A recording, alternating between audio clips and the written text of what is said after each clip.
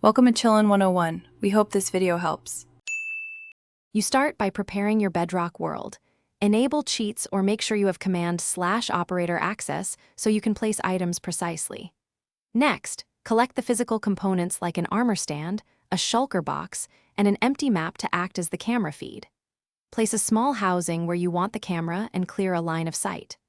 Once done, position the armor stand facing the view and lock its rotation so the camera points steadily. This sets up the capture direction for the next steps. Now you assemble the capture pipeline.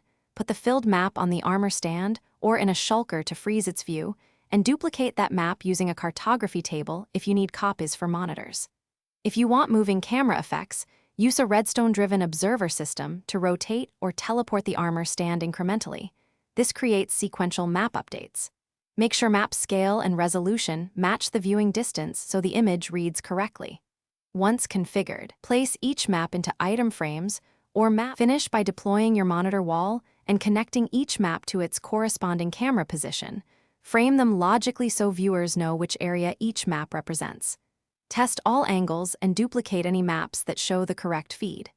If a camera isn't updating, first make sure the armor stand's rotation is not locked incorrectly and that the map was captured while the stand faced the correct direction.